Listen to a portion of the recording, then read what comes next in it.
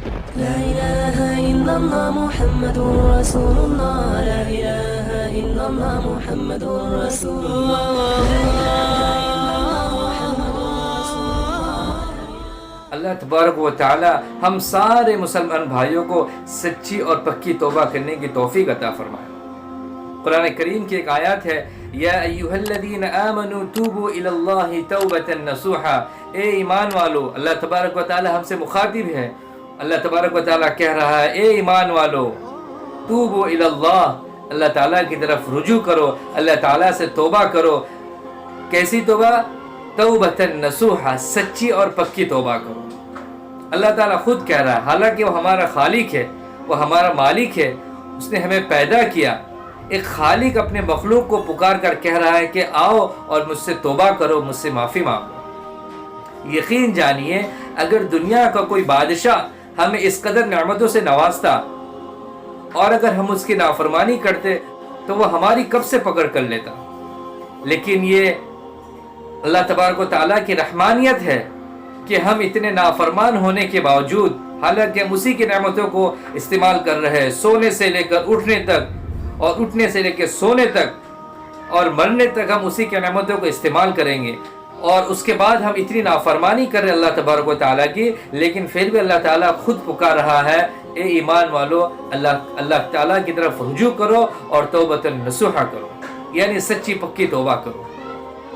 مجھے ایک حدیث یاد آ رہی ہے، مشکات المصابیح کی ایک حدیث ہے کہ اللہ تبارک و تعالیٰ تہائی رات میں آسمان دنیا پر تشریف لاتے ہیں، اور وہ صرف رمضان المبارک میں نہیں، وہ پورے سال کے اندر اللہ تبارک و تعالیٰ آسمانی دنیا پر تشریف لاتے ہیں اور آواز دیتے ہیں اللہ تبارک و تعالیٰ، ہے کوئی مانگنے والا جس کی مراد اور جس کی تمنائیں میں پوری کروں، ہے کوئی مغفرت طلب کرنے والا کہ جس کو میں بخش دوں، ہے کوئی جہنم سے نجات طلب کرنے والا کہ جس کو میں جہنم سے رہائی دوں۔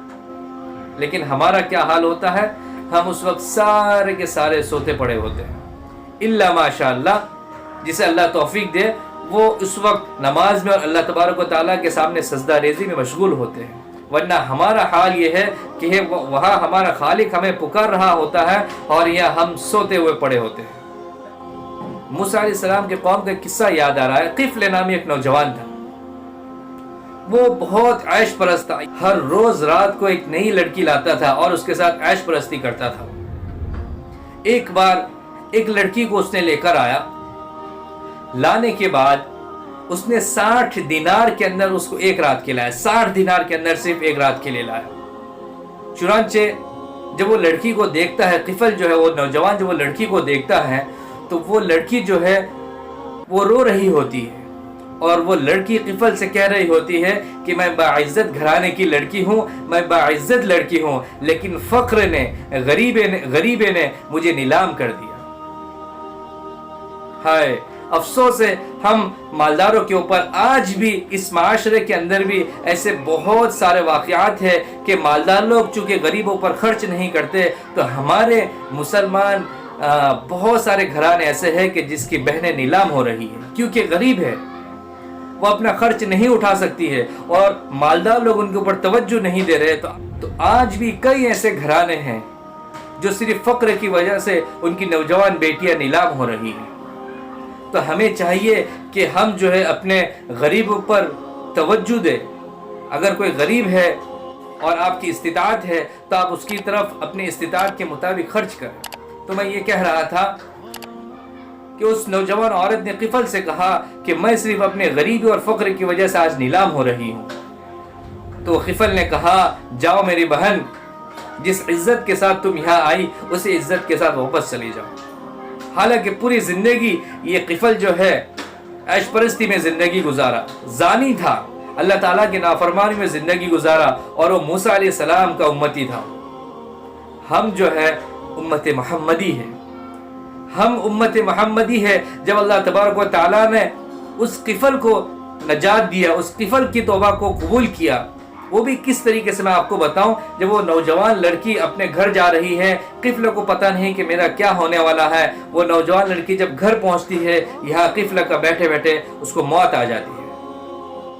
ایک ایسا انسان جس نے ساری زندگی اللہ تبارک و تعالیٰ کی نافرمانی میں گزارا ہو، جس نے ساری زندگی اللہ تعالیٰ کی معصیت میں گزارا ہو، جس نے ساری زندگی زنا کرتے ہوئے گزارا ہو، جس کے کفن دفن کے لیے کوئی تیار نہیں ہو رہا ہو، نہ جنازے کے لیے کوئی تیار ہو رہا ہو، نہ تدفین کے لیے کوئی تیار ہو رہا ہو، اللہ تبارک و تعالیٰ نے دوسرے دن صبح میں اس کے دروازے کے اوپر لکھ دیا ان اللہ قد غفر للقفل، کہ اللہ تبارک و تعالیٰ نے قفل کی مغفرت کر دی۔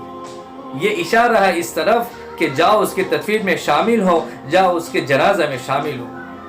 یہ موسیٰ علیہ السلام کا امتی ہے، اس نے پوری زندگی نافرمانی کرنے کے بعد صرف ایک بار اس نے یہ کہا کہ جاؤ بہن، طریقے سے تم آئی تھی اسی عزت کے ساتھ تم اپنے گھر پر واپس جاؤ، اور تمہارے آنسو کے طفل میں توبہ کرتا ہوں۔ صرف یہ الفاظ اس نے کہا، اللہ تعالیٰ نے اس کے ساری زندگی کے گناہ کو معاف کر دیا۔ تو ہم تو امت محمدی ہیں، تو ہماری توبہ کیوں کر قبول نہ ہو؟ ایک بار اللہ تعالیٰ کے سامنے ہاتھ اٹھا کر تو دیکھیے۔ پوری زندگی اگر انسان نافرمانی میں گزارے اور اپنے آخری عمر میں اللہ تعالیٰ کے سامنے ہاتھ اٹھائے اور اللہ تعالیٰ کے ساتھ اقرار کرے کہ اللہ میں نے پوری زندگی تیری نافرمانی میں گزارا، تو اس وقت بھی اللہ تعالیٰ کو وہ توبہ قبول کرنے والا ہی پائے گا۔ میرے عزیزو، کل کا کوئی بھروسہ نہیں ہے، اس وجہ سے ہم آج کو غنیمت جانیں اور آج ہی رات کے اندر اللہ تعالیٰ سے توبہ کرے، انشاءاللہ العزیز ہم ہر حال میں اللہ تعالیٰ کو معاف کرنے والا ہی پائیں گے۔